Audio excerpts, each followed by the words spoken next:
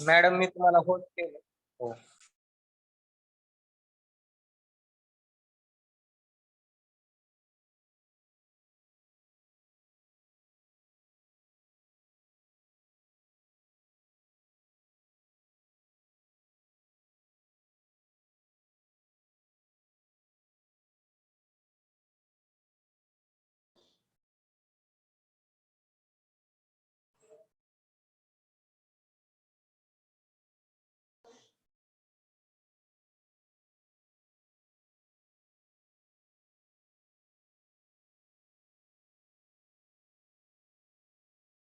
सुरुवात करायची का?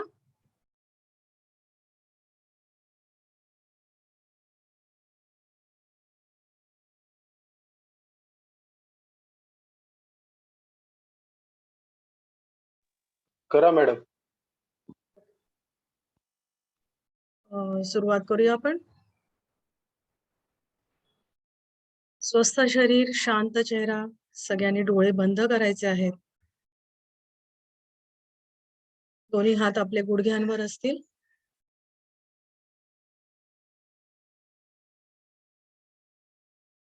पूर्ण शरीर एकदम शिथिल, पायापासून डोक्यापर्यंत.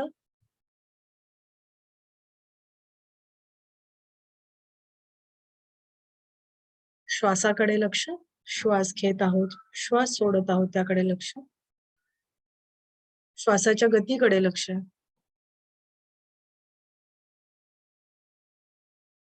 श्वासामुळे होणाऱ्या पोटाच्या हालचालीकडे लक्ष.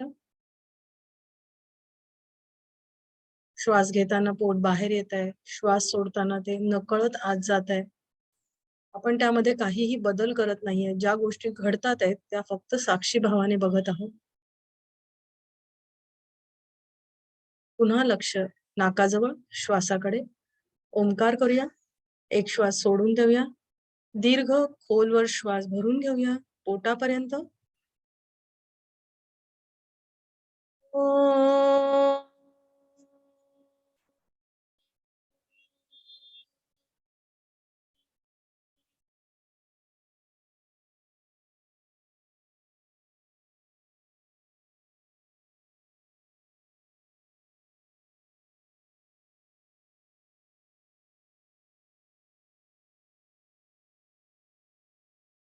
हस्तमर्दन. नेत्र स्पर्श. सावकाश डोळे उघडायचे.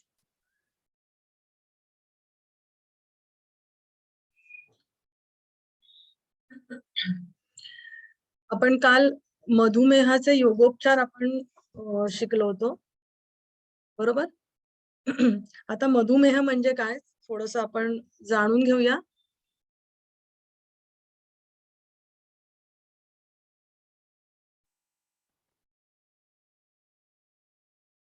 मधुमेह म्हणजे नॉर्मली डायबिटीस मेलिटस ज्याला म्हटलं जातं, तर त्याला आपण मधुमेह किंवा डायबिटीस म्हणून त्याला ओळखलं जातं. आणि हा मेटाबॉलिक डिसऑर्डर आहे, म्हणजे चयापचय विकारांचा एक समूह आहे. आता ते कसं ते आपण बघणार आहोत, कारण ते झाल्यावरती आपला मेटाबॉलिझम मध्ये किंवा चयापचयामध्ये काय काय फरक पडतात ते आपण बघणार आहोत. जो दीर्घकाळापर्यंत रक्तातील साखरेच्या उच्च पातळी म्हणजे हायपरग्लायसेमिया द्वारे दर्शविला जातो. हायपर हा शब्द आला की नेहमी उच्च पातळी असते. हायपो म्हटल्यावरती खालची पातळी दाखवली जाते. कुठलाही डिसीज असू दे त्याला ह्या गोष्टी आपण लक्षात ठेवायच्या आहेत. हायपर टेन्शन म्हणजे हाय बीपी, हायपर म्हणजे उच्च रक्तदाब आणि हायपो म्हणजे खालची पातळी दाखवली जाते. आता आपण मधुमेह, तुम्ही मधुमेहाबद्दल काय सांगू शकाल? डायबिटीज बद्दल कोणी मला सांगू शकेल का? काय माहिती आहे आपल्याला? आपण काल थोडक्यात थोडंसं बघितलं होतं, पण इतरही काय माहिती आहे डायबिटीज बद्दल?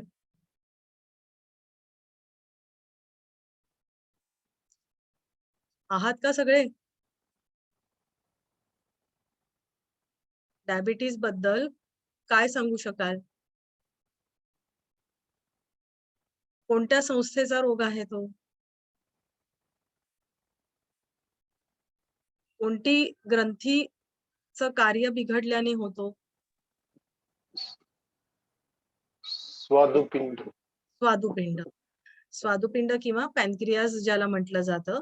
आता डायबिटीस कसा होतो तुम्ही जर विचार केलं तर आपण असं म्हणूया की ज्या वेळेला आपण स्वादुपिंडाद्वारे स्वादुपिंड असतं कुठे असतं त्याचं लोकेशन म्हणजे शरीरामध्ये कुठे असतं. आता आपण इथे बघूया, हे आपलं तोंड आहे, मुख आहे आणि नंतर ही अन्ननलिका आहे. हे आपलं जठर किंवा स्टमक आहे. हे लिव्हर आहे, यकृत आहे आणि या स्टमकच्या मागे, जठराच्या मागे खाली इथे आपल्याला स्वादुपिंड किंवा पॅनक्रियाज असतो. बरोबर. जठराच्या थोडंसं मागच्या बाजूला, जठराच्या खाली थोडंसं मागच्या बाजूला इथे हे पॅनक्रियाज असतं. इकडे गॉल ब्लॅडर असतं लिव्हरच्या यकृताच्या खाली. आता ह्या गॉल ब्लॅडर मधून येणारी इथे हिरवी हिरवी तुम्हाला जर दिसत असेल तर एक डक्ट किंवा नलिका सुद्धा इथे आलेली दिसते. तुम्हाला दिसते का? मी बाण दाखवते तिथे. हो, दिसते. एक पिवळ्या पानासारखं आहे, मध्ये हिरवी एक रेष आहे आणि इकडे वर पण गेलेली रेष दिसते. बरोबर. तर ही जी रेष आहे वर गेलेली, तर ही गॉल ब्लॅडरची डक्ट इथे येते आणि नंतर ही एक कॉमन नळी बनते आणि ती नंतर ह्या इथे उघडत असते. स्टमकच्या या भागामध्ये ती उघडत असते. बरोबर. आणि पॅनक्रियासच्या या भागामध्ये, इकडच्या भागामध्ये साधारण तिथे आयलेट्स ऑफ लँगरहॅन्स असतात.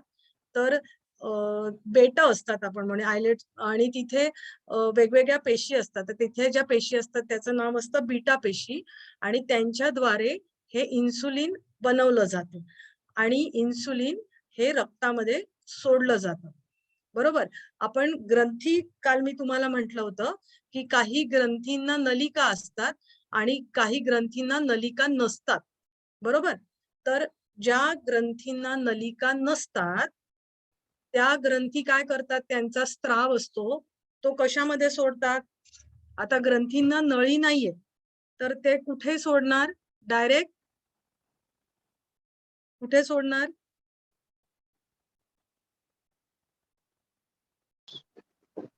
रक्तात. रक्तामध्ये. नलिका विरहित ग्रंथी म्हणजे डक्टलेस ग्लँड, म्हणजे ज्यांना डक्ट नाही किंवा नलिका नाही, आता नळी नसल्यामुळे त्या काय करणार, त्या त्यांचा जो स्त्राव आहे तो डायरेक्ट रक्तामध्ये सोडतात. आणि ज्या ग्रंथींना नळी असते तर तो नळीद्वारे दुसरीकडे तो स्त्राव वाहून नेला जातो. आणि ह्या नलिका विरहित ग्रंथी असतात त्यांचा जो स्त्राव असतो त्याला काय म्हटलं जातं. नलिका विरहित ग्रंथींचा स्त्राव आहे त्याला काय म्हटलं जातं.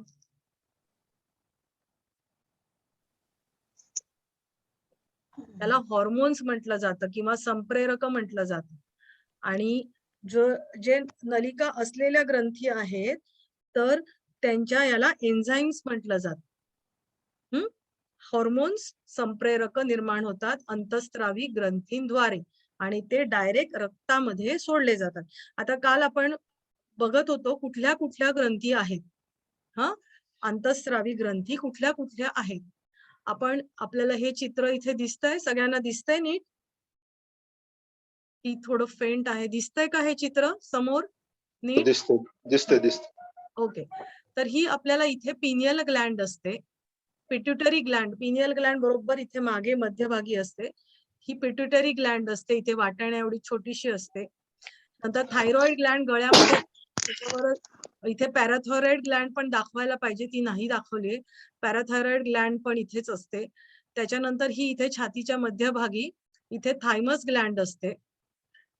त्याच्यानंतर आता हे अन्नातले हे बाकीचे भाग दाखवलेले आहेत, पण ही पॅनक्रियाज पिवळ्या कलरची इथे जी दिसते आडवी ती पॅनक्रियाज आहे. हे हिरव्या कलरचं स्टमक इथे दाखवलंय, लिव्हर जठर दाखवलेलं आहे. हे इथे लिव्हर किंवा यकृत दाखवलेलं आहे आणि ही इथे पिवळ्या कलरची आडवी इथे दाखवलेली आहे, थोडं फेंट कलर आहे, तर ते आहे पॅनक्रियाज. त्याच्यानंतर आता ह्या किडनीज आहेत. ह्या किडनीजच्या वर इथे टोपी सारख्या ऍड्रिनल ग्लँड असतात. या किडनीच्या वर टोपी सारख्या ऍड्रिनल ग्लँड असतात प्रत्येक किडनीच्या वर. स्त्रियांमध्ये इथे ओव्हरीज असते, युटेरस दाखवले आणि ह्या इथे ओव्हरीज असतात, आणि पुरुषांमध्ये टेस्टीज असतात. बरोबर. तर ह्या 2 सेक्शुअल ग्लँड असतात, ह्या इथे ऍड्रिनल ग्लँड असतात. आता आपण खालून चक्राची संकल्पना बघत गेलो तर ह्या इथे बघा, आपल्याला इथे मूलाधार चक्र असतं. बरोबर. इकडे मूलाधार चक्र असतं, त्याच्यानंतर इथे वरती इथे स्वाधिष्ठान चक्र असतं, इथे मणिपूर चक्र असतं, इथे अनाहत चक्र असतं, विशुद्धी चक्र असतं, इथे आज्ञा चक्र असतं, आणि इथे वर सहस्त्रार चक्र असतं. थोडं लोकेशन लक्षात येत आहे सगळ्यांच्या? हा हो मॅडम. येत आहे ना? बरोबर.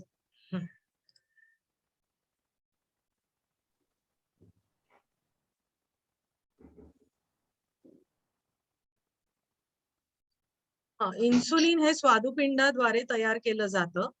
इन्सुलिन पेशीद्वारे ग्लुकोज शोषण्यामध्ये मदत करतं. आता इन्सुलिनचं कार्य काय आहे? आता आपण जर विचार केला तर आपण ज्या वेळेला कार्बोहायड्रेट, आपण म्हणजे हे कार्य कोणत्या याच्या बाबतीत करतं, तर आपण कार्बोहायड्रेट समजा खाल्ले, पिष्टमय पदार्थ खाल्ले, तर त्याच्या पचनाची सुरुवात कुठे होते मला सांगा बरं? कार्बोहायड्रेटच्या पचनाची सुरुवात कुठे होते? जठर. त्याची सुरुवात तुमच्या तोंडापासून होते. म्हणजे अन्न तुमचं चावून चावून खावं आपण जे म्हणतो ना, तर काय होतं, तुमच्या लाळेमध्ये टायलिन नावाचं एक एन्झाईम असतं. तर टायलिन आहे ते तुमच्या जे तुम्ही खाता त्याच्यामध्ये मिक्स होतं, म्हणजे लाळ मिक्स होते की नाही.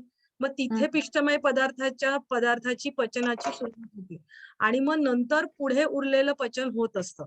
आणि मग ह्याचं पचन झाल्यानंतर त्याचं रूपांतर आहे ते मोनोसॅक्राइड, किंवा आपण थोडक्यामध्ये फार डीप मध्ये नको जाऊया, आपण साखरेमध्ये किंवा ग्लुकोज मध्ये निर्माण होतं, आपण असं म्हणूया.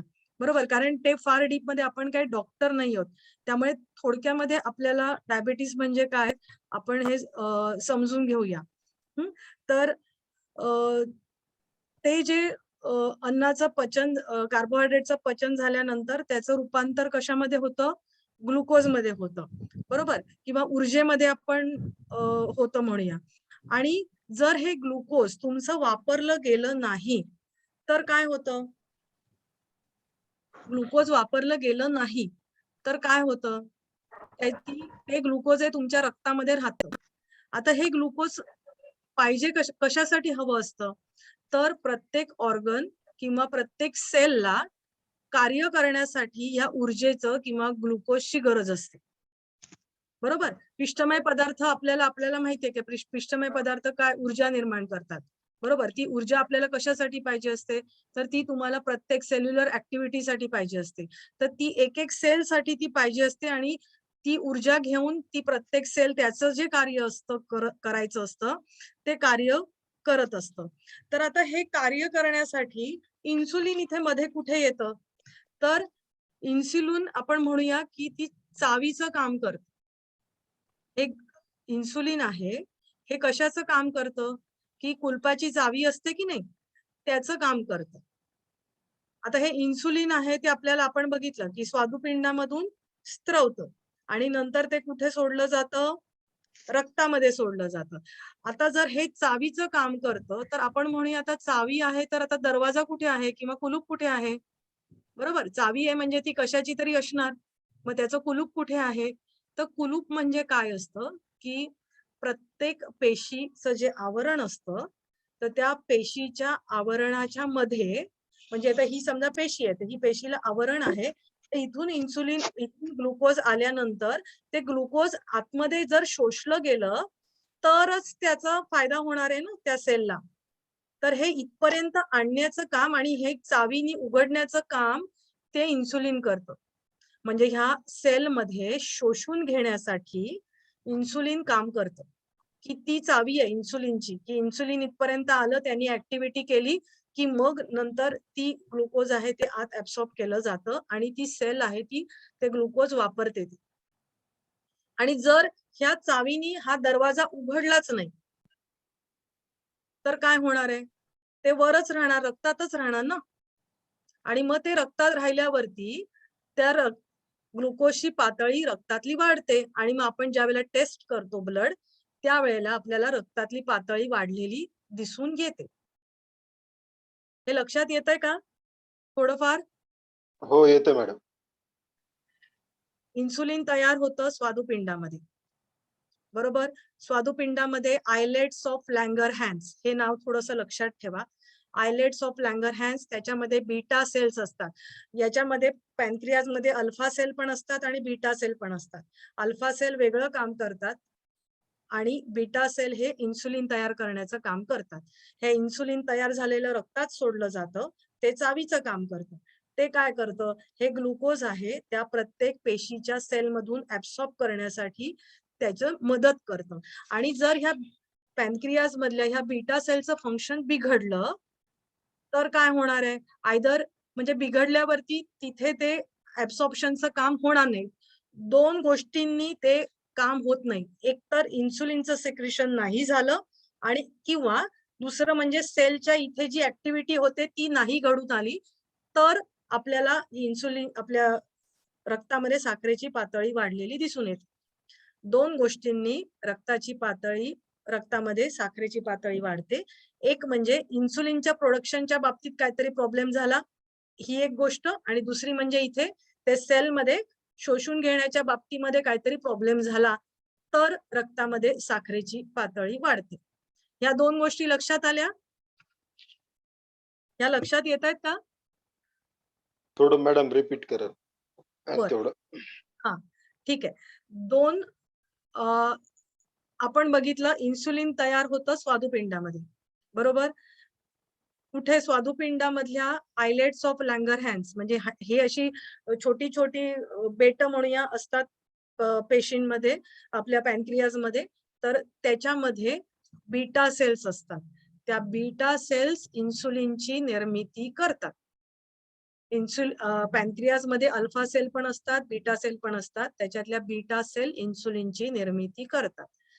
इन्सुलिनची निर्मिती झाल्यानंतर तो स्त्राव ते हॉर्मोन रक्तामध्ये सोडलं जात. ते काय काम करतं, तर ते असं काम करतं की जे आपण कार्बोहायड्रेट्स खाल्लेले असतात किंवा जे काही ग्लुकोज तयार झालेलं असतं ते सेलमध्ये ऍब्सॉर्ब करून घेण्यासाठी तिथे इन्सुलिन गरजेचं असतं. ही झाली प्रोसेस. मग ह्याच्यामध्ये जर नीट चालली तर काही प्रॉब्लेम नाही, पण मग बिघाड झाला तर कुठे कुठे बिघाड होऊ शकतो. एक म्हणजे तो स्त्राव तयार होण्याच्या बाबतीत बिघाड होऊ शकतो, म्हणजे इन्सुलिन तयार होण्याच्या बाबतीत बिघाड होऊ शकतो. हे एक कारण झालं. आणि दुसरं कारण म्हणजे इन्सुलिन तयार होतंय, व्यवस्थित तयार होतंय, पण पेशीमध्ये जे शोषून घेतलं जातं तिथे काही बिघाड झाला तर हे दुसरं कारण आहे. हे एवढं कळलं आता? कळालं मॅडम.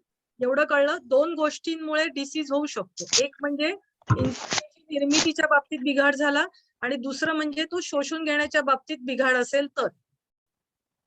बरोबर, एवढं समजतंय? आता हे बघा, जेव्हा इन्सुलिन पुरेशा प्रमाणात तयार होत नाही किंवा आता हा एक कारण झालं, किंवा शरीरातील पेशी इन्सुलिन प्रतिरोधक बनतात, हे दुसरं कारण झालं, तेव्हा पेशीद्वारे ग्लुकोजच्या शोषणावर परिणाम होतो आणि परिणामी रक्तातील साखरेची पातळी वाढते. त्याला मधुमेह म्हणतात. आता हे जे आहे हे समजलं का तुम्हाला? दोन कारण त्याची. एक म्हणजे इन्सुलिन पुरेशा प्रमाणात बनत नाही आणि दुसरं म्हणजे इन्सुलिन त्या पेशी असतात त्या प्रतिरोधक बनतात, इन्सुलिन प्रतिरोधक बनतात आणि त्याच्यामुळे त्या पेशीद्वारे ग्लुकोजच्या शोषणावर तो परिणाम होतो आणि जे ग्लुकोज रक्तामध्ये मग तुम्ही आपण ब्लड चेक करतो त्यावेळेला साखरेची पातळी आपल्याला वाढलेली दिसते. कारण हे समजलं तरच पुढे आपण जे म्हणजे वाचल्यावरती समजणार आहे. तर काही आता रिपिटेशन होईल. मधुमेहाच्या रुग्णामध्ये एकतर इन्सुलिनचा स्त्राव कमी होतो किंवा शरीराचा इन्सुलिनला प्रतिसाद कमी होतो. वेगळ्या शब्दामध्ये हेच सांगण्याचा मी प्रयत्न केलेला आहे. बरोबर. सामान्यतः इन्सुलिन रक्तातील ग्लुकोजची पातळी कमी करण्यास मदत होते. आता कमी कशी होते आपण बघितलं ना, की जर ग्लुकोज तयार झालेलं ते इथे वापरलं गेलं तर रक्तातली पातळी कमी होणार ना ग्लुकोजची. हे लक्षात येत आहे? जे खाल्ल्यानंतर जे काही ग्लुकोज तयार होत आहे तर ते वापरलं गेलं तर रक्तातली ग्लुकोजची पातळी कमी होणार. नाही वापरलं गेलं तर आहे तसंच राहणार आणि नवीन नवीन आपण खाल्ल्यावरती ग्लुकोज येतच राहणार ना. बरोबर आहे की नाही? बरोबर आहे मॅडम. हे समजतंय ना, रक्तातली ग्लुकोजची पातळी कमी करण्यासाठी इन्सुलिन मदत करतं. आता कमी कसं होतं तर ते ग्लुकोज त्या सेलनी वापरलं तर सेल किंवा प्रत्येक पेशी किंवा स्नायूंनी वापरलं गेलं तर ते रक्तातली पातळी त्याची कमी होते आणि नाही तर वाढलेली राहते. ते शरीराला ग्लुकोज वापरण्यास मदत करतं. स्वादुपिंडात अंतर्भूत असलेल्या आयलेट ऑफ लँगरहॅन्सच्या बीटा पेशींद्वारे इन्सुलिन तयार होतं. तर हे आपण पुन्हा बघितलं. इथे हे तोंड आहे, त्याच्यानंतर हे जठर आहे, जठराच्या खाली इथे स्वादुपिंड आहे. बरोबर. म्हणजे त्याचं लोकेशन पण तुम्हाला माहिती पाहिजे कुठे आहे ते. म्हणजे आता उजव्या बाजूला आहे का डाव्या बाजूला आहे सांगा बरं. उजव्या बाजूला आहे का डाव्या बाजूला? तुमच्या उजव्या बाजूला आहे का डाव्या बाजूला पॅनक्रियाज? डाव्या बाजूला. चित्रामध्ये उजव्या बाजूला दाखवलेलं असतं कारण ते मिरर इमेज असते. आपलं स्टमक डाव्या बाजूला आहे, त्याच्या खाली आहे. बरोबर. आपण ह्या ग्रंथी बघितल्या. आता हे थोडं इथे मोठं करून दाखवलेलं आहे. याच्यामध्ये हे बघा, इथे मोठं करून दाखवलेलं आहे आणि ही वरून नळी आलेली आहे आणि ह्या इथून ही कॉमन बाईल डक्ट आहे. हे गॉल ब्लॅडर मधून ते बाईल येतं आणि याच्यामध्ये इथला स्त्राव आहे तो मिक्स होतो आणि तो नळीद्वारे इथे सोडलं जातं आणि जे पचनासाठी आवश्यक असतं. आणि इथे हे असे आयलेट्स म्हणजे असे छोटे छोटे असे हे दिसतात, त्याच्यामध्ये बीटा पेशी असतात. हे अल्फा सेल्स आणि बीटा सेल्स दाखवलेलं इथे. तर त्या असतात आणि त्याच्याद्वारे डायरेक्ट रक्तामध्ये इथे एरो दाखवलेले आहेत बघा, डायरेक्ट रक्त म्हणजे नलिका आपल्या रक्तवाहिन्यांमध्ये सोडलं जातं. रक्तातील ग्लुकोजच्या पातळीवर परिणाम करणारी रक्तातील इतर संप्रेरक म्हणजे नुसतं इन्सुलिननीच वाढतं का तर नाही. खूप सारा मोठा वाटा हा इन्सुलिनचा असतो, पण इतरही काही कारणं असतात, इतरही काही संप्रेरक असतात की ज्यांच्यामुळे तुम्हाला टाईप 2 डायबिटीस होऊ शकतो. तर ती कुठली आहेत तर ग्लुकागॉन, कोलामाइन्स, थायरॉक्सिन, ग्लुकोकॉर्टिकॉइड्स आणि ही सगळी आहेत ना. ज्या वेळेला आपण आता तुम्ही गेल्या टर्म मध्ये बघितलंय ताणतणाव सगळ्यांनी इतकं छान उत्तरं दिली ताणतणावाची. तर ताणतणावामुळे स्ट्रेसमुळे होतं काय तर जे हॉर्मोन्स तणावामुळे निर्माण होतात त्याच्यामुळे तुमचे साखरेची पातळी वाढवतात. हे सगळे जे दिलेले आहेत त्याच्यामुळे स्ट्रेसमुळे तुमची साखरेची पातळी वाढते आणि त्याच्यामुळे तुम्हाला टाईप 2 डायबिटीस होऊ शकतो.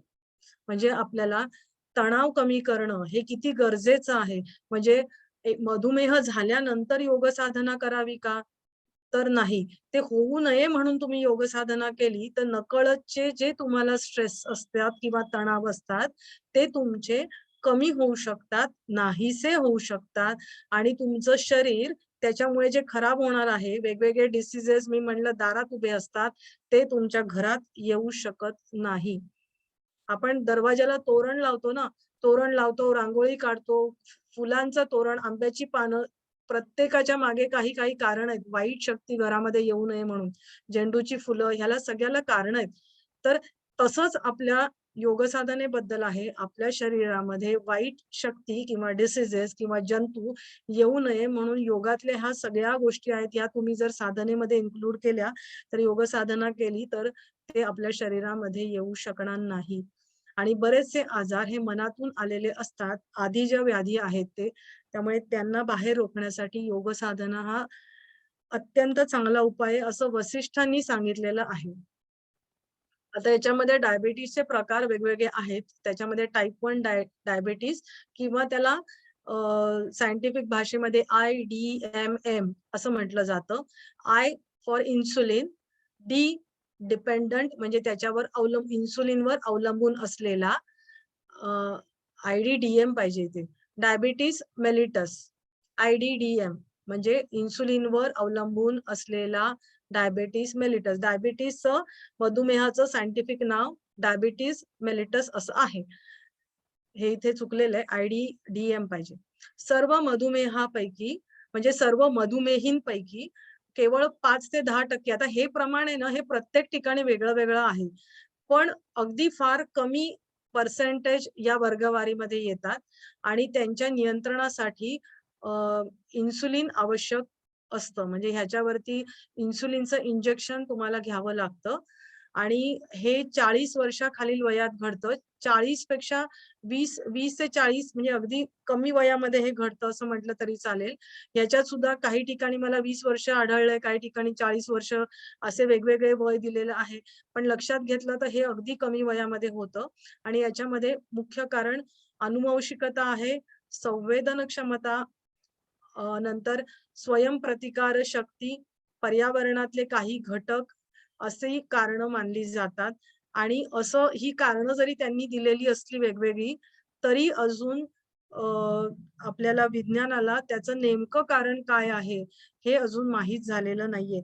म्हणजे त्यांनी हे सुद्धा काय म्हणूया संशोधनाद्वारे काही इन्फरन्सेस अनुमानं काढलेली आहेत, पण नक्की कारण त्यांनाही सांगता येत नाही. या प्रकारामध्ये रुग्णाच्या बाबतीत स्वादुपिंडातील बीटा पेशीच अस्तित्वात नसतात किंवा इन्सुलिन तयार करण्याची क्षमताच नसते. म्हणजे ह्याच्यामध्ये हे कारण आहे की इन्सुलिन त्यांचं तयार होतच नाही. मग त्याच्या अनुषंगाने येणाऱ्या गोष्टी तिथे असतात. म्हणजे बीटा पेशी अस्तित्वात नसतात किंवा इतर काही कारणं की ज्याच्यामुळे इन्सुलिन तयार करण्याची क्षमताच नसते आणि ही जन्मजात काही जणांची असते.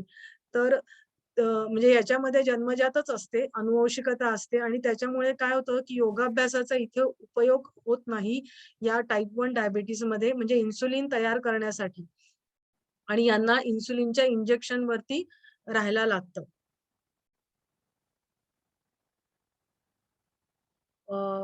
आणि त्याला जुवेनाइल डायबिटीस असंही म्हणतात. आता NIDDM non insulin dependent diabetes mellitus म्हणजे तो आपण बघितला की इन्सुलिन वरती डिपेंडंट असतं. म्हणजे ते जे मधुमेही असतात त्यांना कायम इन्सुलिनची इंजेक्शन स्टॉक मध्ये ठेवायला लागतात.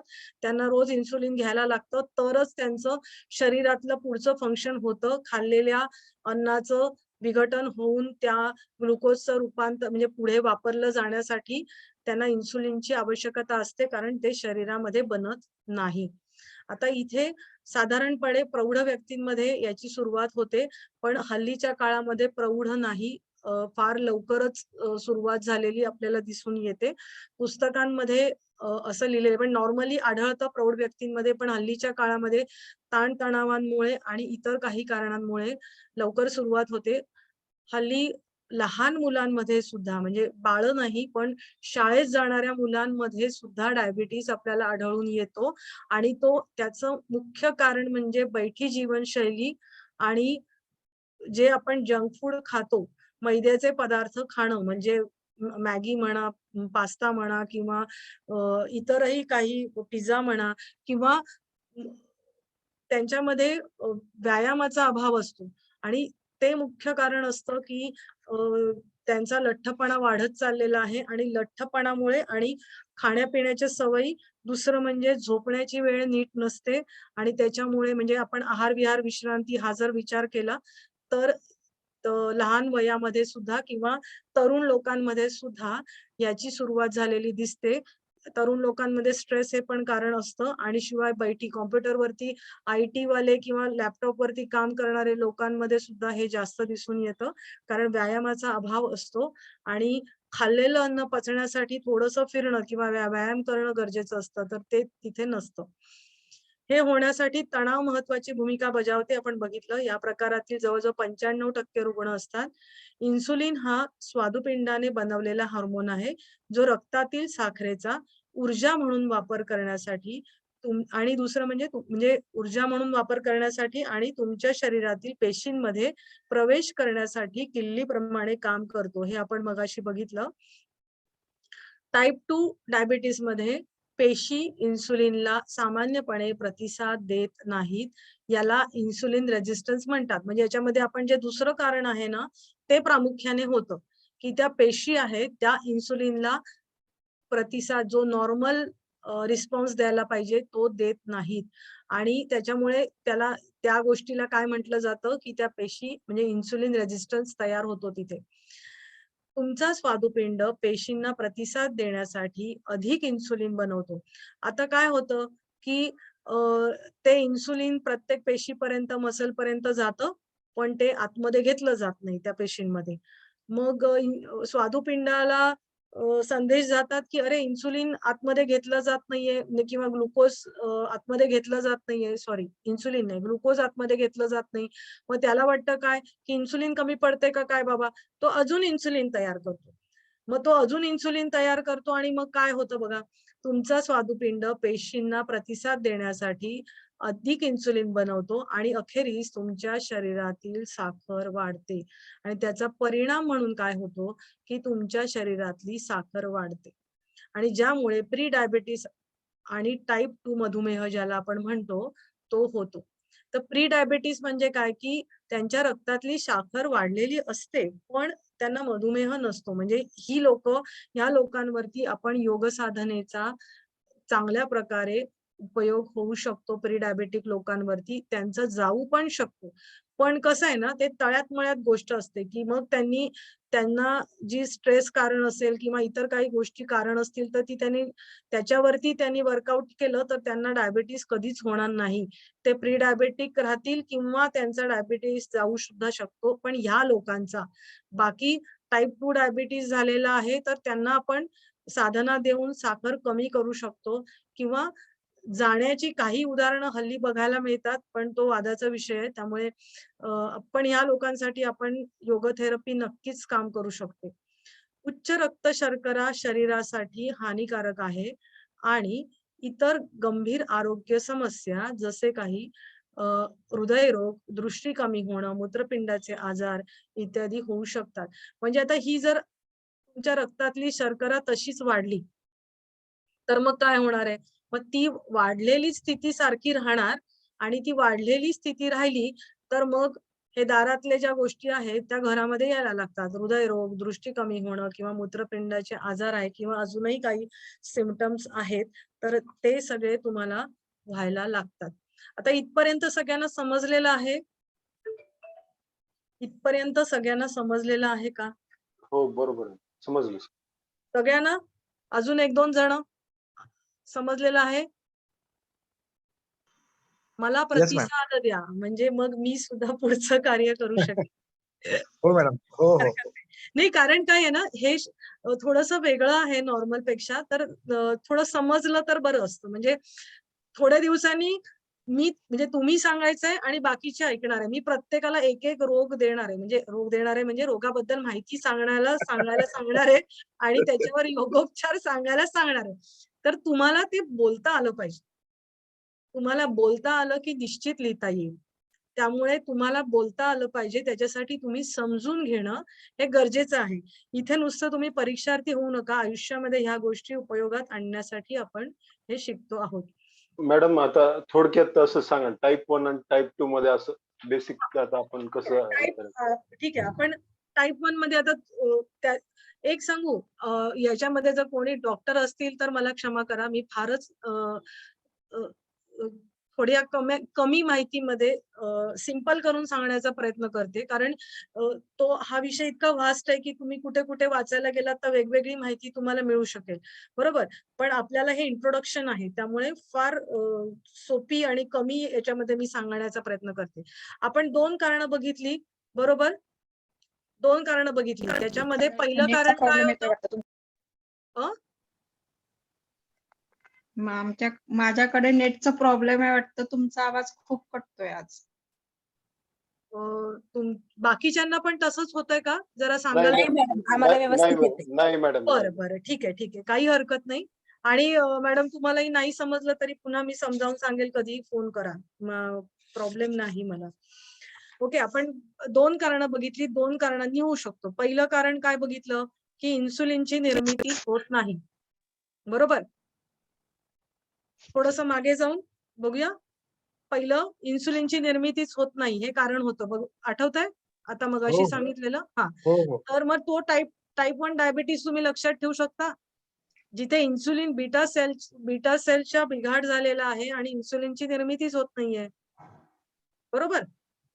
बरोबर. आणि टाईप 2 डायबिटीस मध्ये काय आहे, की तो जो प्रतिसाद द्यायला पाहिजे ते ग्लुकोज ऍब्सॉर्ब करण्यासाठी, तिथे जे कार्य बिघाड झालेलं आहे, बरोबर. इन्सुलिन रेजिस्टन्स आपण बघितलं, की ते इन्सुलिन ऍब्सॉर्ब आतमध्ये घेण्यासाठीच त्या सेल प्रतिरोध करतात, म्हणजे इन्सुलिनची निर्मिती होते, पण तिथे पोहोचल्यानंतर प्रॉब्लेम आहे. दरवाजाच्या जवळ आपण गेलो, पण तो दरवाजा उघडलाच जात नाही. किल्ली आहे, सगळं आहे, पण तो दरवाजाच उघडला जात नाहीये. तर हा टाईप 2 डायबिटीस झाला. आणि मग तो दरवाजा उघडला जात नाहीये, तर मग काय वाटतं पॅनक्रियाजला, की अरे आपण ती किल्ली बरोबर नाहीये का, दुसरे अजून काहीतरी पाठवूया का पुरवठा, आणि मग ते पाठवलं जातं आणि रक्तातली शुगर तुमची ती वाढलेलीच राहते. हा टाईप 2 डायबिटीस झाला. आणि टाईप 1 डायबिटीस आहे, त्याला जुवेनाईल डायबिटीस म्हटलं जातं. मी ते लिहिलं होतं, पण ते माहित नाही, ते काहीतरी करताना रब झालं.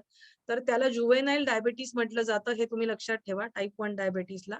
आणि त्यांना इन्सुलिनची गरज असते, कारण निर्मितीच होत नाहीये, तर इन्सुलिनची गरज असते. इन्सुलिनचे इंजेक्शन्स त्यांना घ्यायला लागतात. आता टाईप 2 डायबिटीस मध्ये तुमची शुगर वाढलेली राहिली आणि मग इन्सुलिनची इंजेक्शन घ्यायला लागतात, ही वेगळी गोष्ट. पण ह्या टाईप 1 मध्ये त्यांना सुरुवातच मुळी इन्सुलिनच्या इंजेक्शन पासून होते, कारण तिथे निर्मितीच होत नाहीये. इथे निर्मिती होत असते, पण ती वापरले जात नाही. आता लक्षात आलंय? हो, आलं मॅडम, आलं. आता इथे आपण बघा, हे पुन्हा एक चित्र आहे, की इथे number 1, stomach converts food to glucose. तुमच्या जठरामध्ये पिष्टमय पदार्थाचं ग्लुकोज मध्ये रूपांतर होतं, शर्करेमध्ये रूपांतर होतं, साखरेमध्ये रूपांतर होतं, बरोबर. दुसरं, ग्लुकोज एंटर्स ब्लड स्ट्रीम. हा जे निर्माण झालेली जी काही साखर आहे ती तुमच्या रक्तामध्ये जाते. मग तिसरं काय, पॅनक्रियाज प्रोड्युसेस सफिशियंट इन्सुलिन, म्हणजे पॅनक्रियाज योग्य प्रमाणामध्ये इन्सुलिन बनवतंय, but it is resistant to effective use. पण ते बनवलेलं इन्सुलिन आहे, ते रेजिस्ट केलं जातं त्या सेलमुळे, म्हणजे तिथे ते आपण जो टाईप 2 डायबिटीस बघितला तिथे ते वापरलं जात नाहीये. Glucose is unable to enter body effectively. मग ते जे ग्लुकोज साखर आहे किंवा जी काही शर्करा आहे, तर ती तुमच्या शरीरामध्ये ऍब्सॉर्ब केली जात नाही आणि त्याच्यामुळे तुमची ग्लुकोजची लेवल वाढते.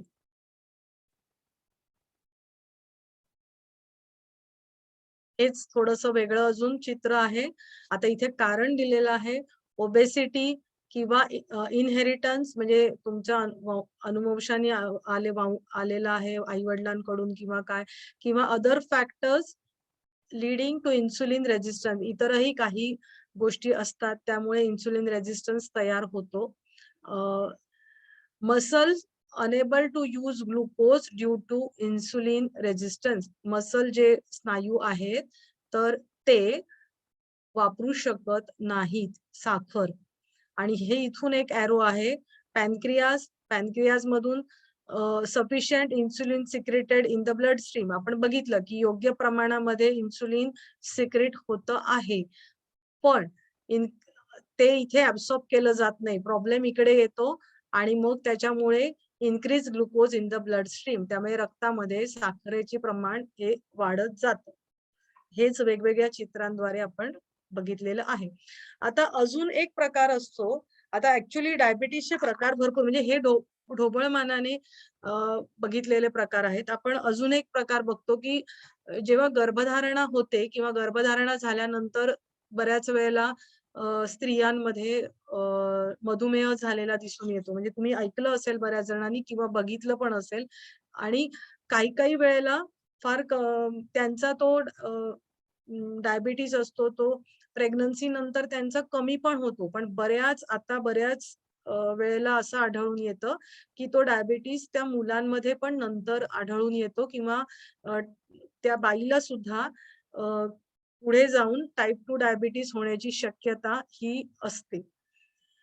हा प्रकार काही स्त्रियांमध्ये त्यांच्या गर्भधारणे दरम्यान विकसित होतो, म्हणजे त्याला आधी नसतो, पण तेव्हा तो काही कारणांमुळे विकसित होतो. गर्भावस्थेतील मधुमेह सहसा गर्भधारणेनंतर निघून जातो. तरी सुद्धा जर गर्भधारणेचा मधुमेह झाला असेल तर आयुष्यात नंतर टाईप 2 डायबिटीस होण्याचा धोका त्यांना जास्त असतो. तर आता हा मधुमेह जो आहे तर प्लॅसेंटाद्वारे तयार, म्हणजे आपण ज्याला नाळ म्हणजे म्हणतो किंवा प्लॅसेंटा म्हटलं जातं, तर त्याच्याद्वारे तयार होणारे हॉर्मोन्स तुमच्या शरीरातील पेशींना इन्सुलिनला अधिक प्रतिरोधक बनवतात. म्हणजे आपण मगाशी सेल्स आपण बघितलं की त्या इन्सुलिन ऍब्सॉर्ब करून घेत नाही, ग्लुकोजला ऍब्सॉर्ब करू शकत नाही, त्या इन्सुलिनला प्रतिरोधक बनतात सेल्स. म्हणजे जिथे इन्सुलिन पोचल्यानंतर ग्लुकोज आत घ्यायला पाहिजे तर ते प्रतिरोधक इन्सुलिन रेजिस्टन्स आपण मगाशी बघितलं तसं होतं इथे. आणि त्यामुळे स्वादुपिंड पुरेसे इन्सुलिन तयार करू शकत नाही. तुमच्या रक्तप्रवाहात जास्त प्रमाणात ग्लुकोज राहतं. तर मधुमेहाचे इतर सुद्धा काही प्रकार आहेत, म्हणजे वेगवेगळ्या कारणांमुळे होणारे प्रकार आहेत. तर हे ते म्हणजे काय, मोनोजेनिक डायबिटीस सिंड्रोम मधुमेहाचा क्वचित आढळणारा हा प्रकार आहे. आता ही नावं तुम्ही लक्षात ठेवा, नाही ठेवली तरी हरकत नाही. 4% असतं. नवजात मुलांना हा मधुमेह होऊ शकतो किंवा ज्यावेळेला ते पौगंडावस्थेत येतात, maturity onset diabetes of the young असं म्हटलं जातं, त्यावेळेला त्यांना होऊ शकतो. नंतर सिस्टिक फायब्रोसिस हा आजार झाला असेल तर त्यावेळेला त्यांना मधुमेह होऊ शकतो. किंवा औषधं किंवा केमिकलशी रिलेटेड त्यांना मधुमेह होऊ शकतो. म्हणजे काही औषधं घेतल्यानंतर, म्हणजे ज्या वेळेला अवयव प्रत्यारोपण केलं जातं किंवा HIV किंवा एड्सचे उपचार केले जातात किंवा ह्या तणावाशी संबंधित ग्लुकोकॉर्टिकॉइड स्टिरॉइड्स, म्हणजे आपण वेगवेगळ्या आजारांवरती काही औषधं घेतली जातात, त्यांच्या वापराने सुद्धा मधुमेह होतो.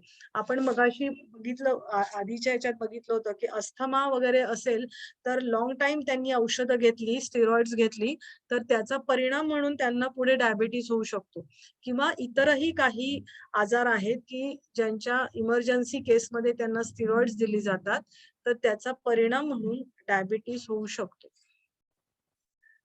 डायबिटीस इन्सिपिडस हा पण एक म्हणजे दुर्मिळ स्थिती आहे की ज्याच्यामध्ये तुमचं मूत्रपिंड आहे तर ते जास्त प्रमाणामध्ये तुमचं लघवी तयार करतं. तर हा पण एक वेगळ्या प्रकारे, पण फार कमी लोकांमध्ये, अगदीच कमी लोकांमध्ये हा आढळतो. आता हे ढोबळमानाने आपण जर बघितलं तर इतर काही कारणांमध्ये जर लिव्हरचे पण आजार असतील कोणाला तर सुद्धा डायबिटीस होऊ शकतो. स्वादुपिंडाचे आजार किंवा काहींना जर वारंवार गर्भधारणा असेल तर ते पण एक रिझन सांगितलेलं आहे. किंवा औषधांमुळे आपण बघितलं स्टिरॉइडच्या वापरांमुळे सुद्धा डायबिटीस होण्याची शक्यता असते. आता आपण आधी बघितलं तेच आपण पुन्हा एकदा बघणार आहोत की पेशींची कार्यक्षमता कमी होणे, पेशींना इन्सुलिन तयार करण्याबाबतचे संदेश पुरेशा प्रमाणात न मिळणे व हे संदेश देणाऱ्या ग्रंथींमध्ये बिघाड होणे, हे पण एक कारण असतं की इन्सुलिन तयार करण्याचे संदेशच पॅनक्रियाजला मिळत नाहीत आणि मग त्याच्यामुळे संदेश न मिळाल्यामुळे आपण म्हणूया केमिकल लोचा थोडक्यामध्ये, तर हा तो प्रकार आहे की ते संदेशच मिळत नाही आणि मग त्याच्यानंतर मग त्या ग्रंथींमध्ये तो बिघाड व्हायला लागतो, असं होतं. पिट्युटरी ग्रंथीला संदेश देणाऱ्या, आता पिट्युटरी ग्रंथीला संदेश कोण देतं? हायपोथॅलॅमस. या मेंदूच्या भागामध्ये जर बिघाड झाला असेल किंवा इन्सुलिनची मागणी नोंदवणाऱ्या मज्जासंस्थेच्या कार्यात बिघाड होणे. म्हणजे आपण हे इथे संदेश आपण हे बघितलं ना, तर हे संदेश कुठून जातात? तर हे हायपोथॅलॅमस मधनं पिट्युटरीला संदेश जातात. अरे आता गरज आहे. मग तिथे संदेशच नीट गेले नाही, तर मग हे सगळं इथे प्रॉब्लेम व्हायला सुरुवात होते. म्हणजे इन्सुलिनची मागणी आहे, तर तीच जर मज्जासंस्थेने सांगितली नाही, तर मग ते बनणारच नाही ना. कारण हे सगळं कार्य इतकं एकमेकांमध्ये गुंफलेलं आहे, की त्याच्यामध्ये बिघाड झाला ना, तर मग हा प्रॉब्लेम व्हायला सुरुवात होते. आपली मज्जासंस्था म्हणून चांगली ठेवणं आपल्या हातामध्ये आहे आणि त्याच्यासाठी योगासनांचा खूप चांगला आपण बघतो. योगासनांचा खूप चांगला उपयोग होतो. मधुमेह होण्याची कारण. शरीरातील सर्व अवयव चांगले व सुस्थितीत असूनही मधुमेह होऊ शकतो. त्यावेळी त्याचे कारण शरीरात नसून मनात असते. म्हणजे ही ऍक्च्युअली ही सुरुवातीची स्थिती झाली. म्हणजे कसं की तुम्ही सगळे धडधाकट आहे, सगळं इन्सुलिन तयार होतंय, सगळं नीट आहे, पण तरी सुद्धा तुम्हाला ज्यावेळेला होतो तर तुम्ही तेव्हा समजायला पाहिजे की तुमचं कारण हे शरीरात नसून मनात आहे. आणि मग ही साधारण आपण जर मागचं आपण बघितलं तर ही साधारण प्री डायबेटिक स्टेज असू शकते. बरोबर आहे की नाही? की तुमचं काहीतरी कारण मनामध्ये आहे, सततचा ताण आहे किंवा तुमची बैठी जीवनशैली आहे.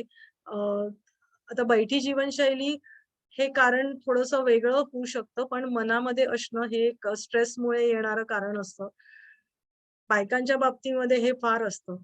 मानसिक ताणाच्या अनेक दुष्परिणामांपैकी मधुमेह होणे हा एक महत्वाचा दुष्परिणाम आहे.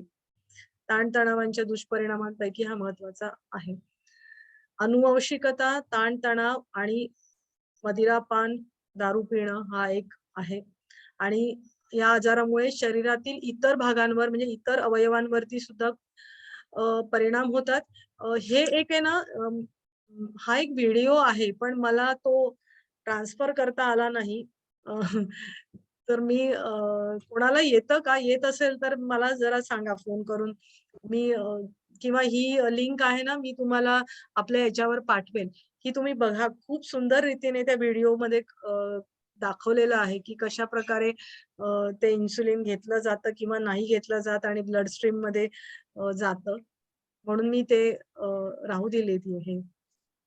आता एक सुंदर चार्ट आहे, की आपल्या मॉडर्न लाईफस्टाईल मध्ये, आपल्या आधुनिक जीवनशैलीमध्ये कशा प्रकारे डायबिटीस होऊ शकतो. तर त्याची कारणं आहेत. Stimulation of adrenal gland. आता ॲड्रिनल ग्लँड आपण बघितलं कुठे असते? किडनीच्या वर, बरोबर?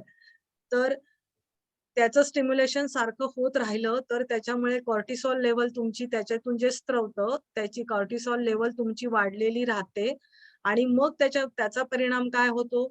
तर diabetogenic hormone release in the blood, म्हणजे डायबिटीज होण्यासाठी जे हार्मोन कारणीभूत ठरतात तर ती रक्तामध्ये सोडली जातात. दुसरं कारण काय आहे? Stimulation of alpha cells. आपण बघितलं अल्फा सेल आणि बीटा सेल्स दोन्ही असतात. तर अल्फा सेल्स काय करतं? तर इन्क्रीज ग्लुकागॉनची पातळी वाढवतं. आता हे ऍक्च्युली हा एक अजून एक याच्यावरती सांगण्यासाठी खूप वेळ जाईल की काय होतं ग्लुकागॉनची पातळी वाढल्यामुळे. पण एवढं लक्षात ठेवा की ग्लुकागॉनची पातळी वाढते आणि डायबिटीस होतो. हा अजून एक वेगळं कारण आहे. Addiction like alcohol, faulty food habits, त्याच्यामुळे तुमची लठ्ठपणा वाढतो, ओबेसिटी वाढते आणि ओबेसिटी वाढल्यामुळे तुम्हाला डायबिटीस होऊ शकतो. स्टिम्युलेशन ऑफ थायरॉइड ग्लँड, त्याचं फंक्शन तुमचं बिघडलं तर तुम्हाला diabetogenic hormones release in the blood, thyroxine आपण बघितलं ना, तर त्याच्यामुळे तुम्हाला डायबिटीस होऊ शकतो. आणि दुसरं म्हणजे इमोशनल अपसर्जेस, अग्रेसिव्ह बिहेवियर, अँगर, टेन्शन, वरी, काळजी, चिंता, राग, या सगळ्या गोष्टींनी पुन्हा तुमचा लठ्ठपणा वाढतो आणि तुम्हाला डायबिटीस होऊ शकतो. आता ह्याच्यानी लठ्ठपणा कसा काय वाढेल? तर ज्यावेळेला हे बऱ्याच ठिकाणी आढळून येतं की भावनिक आंदोलनं सुरू झाली ना, की सगळेजण गोड खातात. किंवा काहीही म्हणजे फ्राईड आयटम, गोड काहीतरी म्हणजे पोट भरलेलं असतं तरी त्यांना विनाकारण टेन्शननी, स्ट्रेसनी ते खायला सुरुवात करतात आणि मग त्यांची ते ओबेसिटीकडे वाढतं. बरेच जण चॉकलेट्स खातात किंवा हल्ली हा प्रकार खूप वाढलेला आहे आणि त्याच्यामुळे डायबिटीस होऊ शकतो. तर त्याची लक्षणं काय आहे? ही आता हे डॉक्टरांचं प्रिस्क्रिप्शन आलं तुम्हाला, की तुम्हाला या गोष्टी दिसतील. म्हणजे जर एखादा तुमच्याकडे साधक आला आणि डायबिटीज आपण जर त्याला म्हटलं, की "बाबा तुला काय दिलंय?" तर त्याच्यामध्ये हे शब्द तुम्हाला आढळतात, तर थोडे समजून घ्या. सोपे आहेत. अजिबात घाबरून जायचं कारण नाहीये. पॉलीयुरिया. युरिन म्हणजे काय आपल्याला माहितीये. युरिन म्हणजे काय? लघवी. आणि पॉली म्हणजे काय? खूप वेळेला जायला लागतं. वारंवार लघवीला जावं लागतं. पॉलीयुरिया. बरोबर? तुम्ही बघितलं असेल, की डायबिटीसचे पेशंट रात्री थोड्या-थोड्या वेळाने जातात किंवा पिकनिकला गेलं तर ते प्रत्येक स्टॉपला उतरतात आणि बाथरूमला जाऊन येतात. कारण त्यांना हा प्रॉब्लेम असतो पॉलीयुरिया. त्याच्यानंतर काय लक्षणं दिसतात? तर पॉलीडिप्सिया. डिप्सिया म्हणजे तुम्हाला खूप तहान लागते. सारखं पाणी प्यावंसं वाटतं. तर सारखं पाणी पिणार म्हणजे परत जाणार ना तुम्ही बाथरूमला. परत सारखं तुम्हाला पाणी प्यायला, लघवीला तुम्हाला जायला लागणार. त्याच्यानंतर काय असतं? पॉलिफॅजिया. तुम्हाला खूप भूक लागते. म्हणजे ही लक्षणं डायबिटीज झाल्यावरती तुम्हाला ही लक्षणं तुम्हाला दिसायला लागतात किंवा होताना म्हणा किंवा झाल्यावरती सुद्धा. हातापायाच्या बोटांमध्ये मुंग्या येतात. बधीर होतात. कारण का? काय होतं हातापायाच्या बोटांच्या म्हणजे प्रत्येक सेलचं फंक्शन बिघडतं. बरोबर?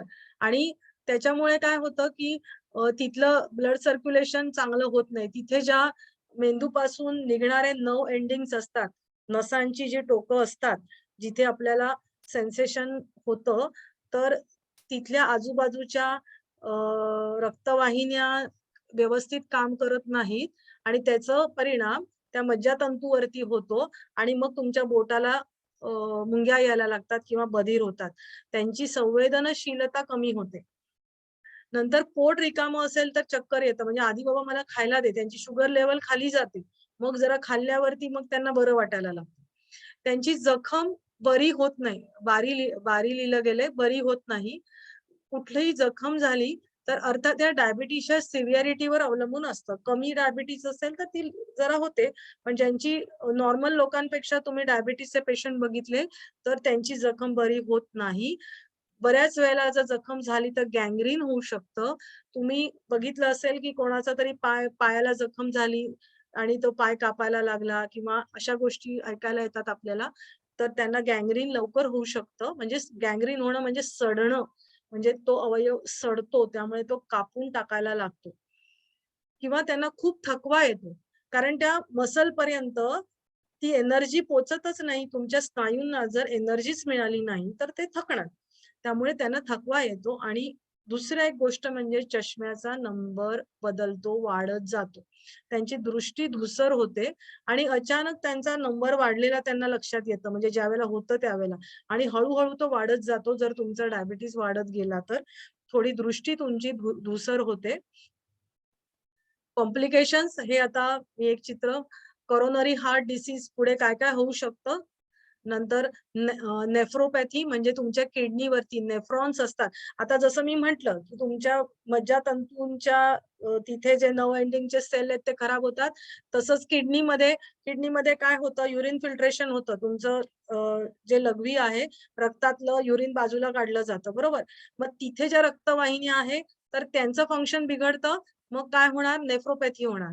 न्यूरोपॅथी म्हणजे आपण बघितलं, की त्या नर्व्ह एंडिंगचा प्रॉब्लेम होतो. स्ट्रोक, ब्रेनमध्ये प्रॉब्लेम होतो.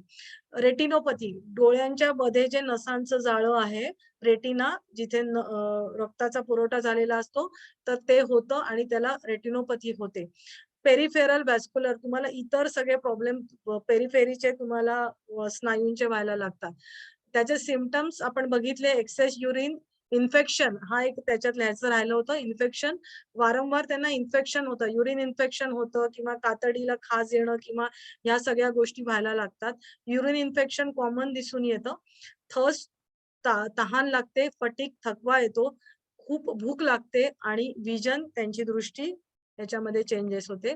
इन्व्हेस्टिगेशन्स आपण त्याच्यामध्ये काय करू शकतो, म्हणजे नॉर्मल व्हॅल्यू आता आपण जर ब्लड चेक केलं तर नॉर्मल व्हॅल्यू किती असते शुगरची 70 to 110 mg असते.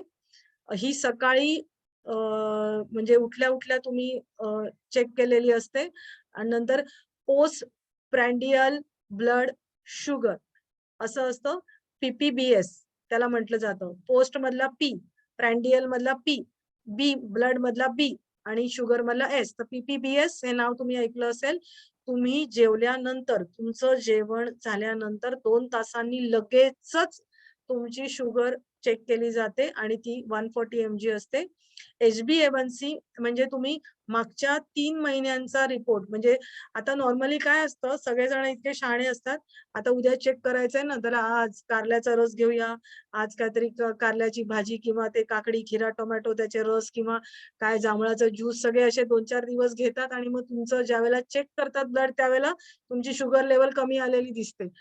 पण ते स्वतःला फसवण्यासारखं आहे. म्हणून अशा वेळेला HbA1c चेक केलं जातं, म्हणजे तुमच्या रक्तामध्ये रक्ताच्या शुगरची लेवल किती आहे मागच्या 3 महिन्यामध्ये ही तुम्हाला कळून येते आणि ती 5.7 असेल तर ती नॉर्मल व्हॅल्यू आहे.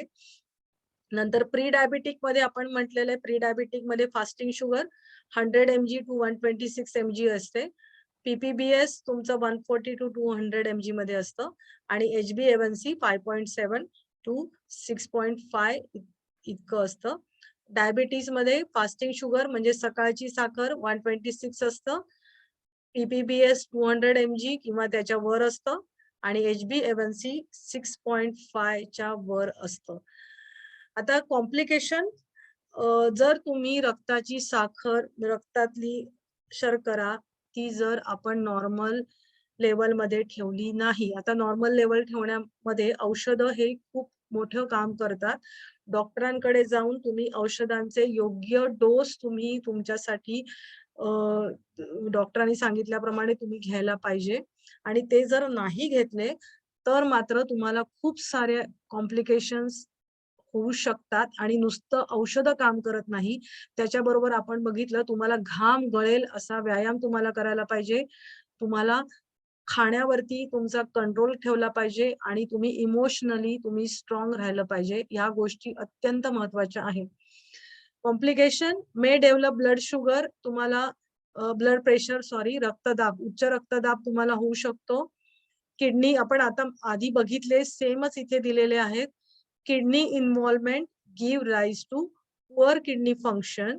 किडनीचा त्याच्यामध्ये सहभाग असतो, त्यामुळे किडनीचं फंक्शन बिघडतं आणि डायबिटीस तुम्ही कंट्रोलमध्ये नाही ठेवला आहे आणि जर ते वाढत गेलं तर बऱ्याच जणांना डायलिसिस वरती राहायला लागतं.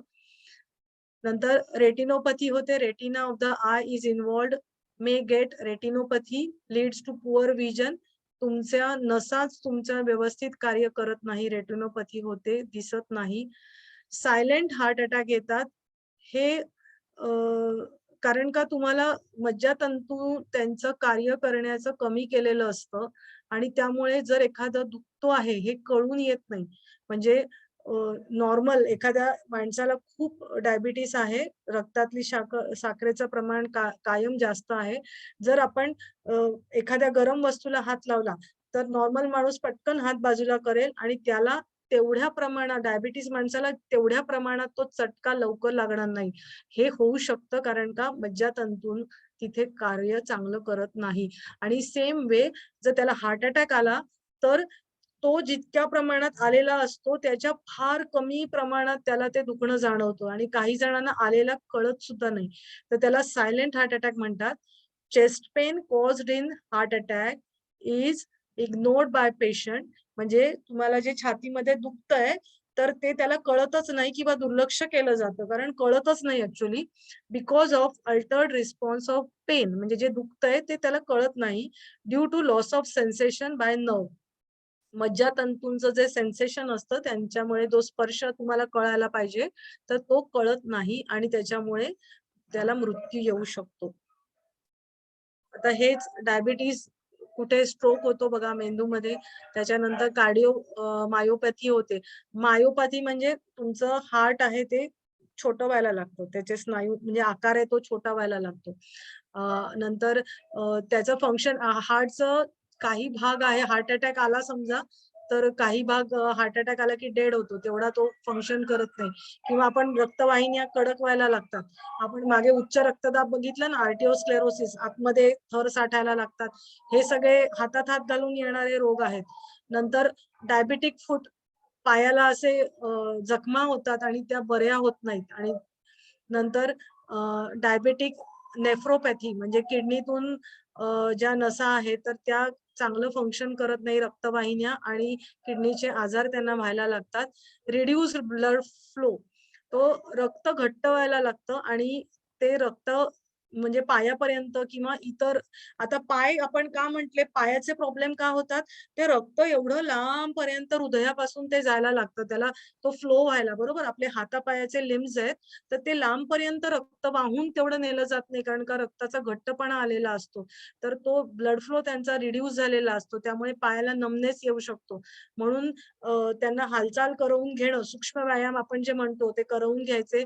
तर ते त्याच्यासाठी की ते ब्लड, रक्ताचा संचार चांगल्या प्रकारे मग व्हायला लागतो. सूक्ष्म व्यायाम किंवा आपण त्याच्यामध्ये आपण बघितलं स्थूल व्यायाम करून घेतला, सूर्यनमस्कार करून घेतले तर. डायबेटिक न्यूरोपॅथी आपण बघितलं, हे मज्जातंतू चा प्रॉब्लेम व्हायला लागतो. आणि डायबेटिक रेटिनोपॅथी, डोळ्यांचा आजार त्यांना व्हायला लागतो. इथून आपण काल बघितलेलं होतं, बरोबर, ट्रीटमेंट.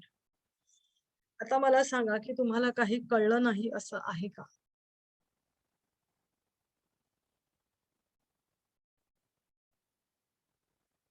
आजच्या सगळे शांत झालेत, मला कळत नाही आहेत का गेलेत. कळालं मॅडम. बाकीच्यांना जरा 2-3 जणांनी सांगितलं तर मला कळेल की काय कळलंय नाही कळलंय. हो कळालं मॅडम.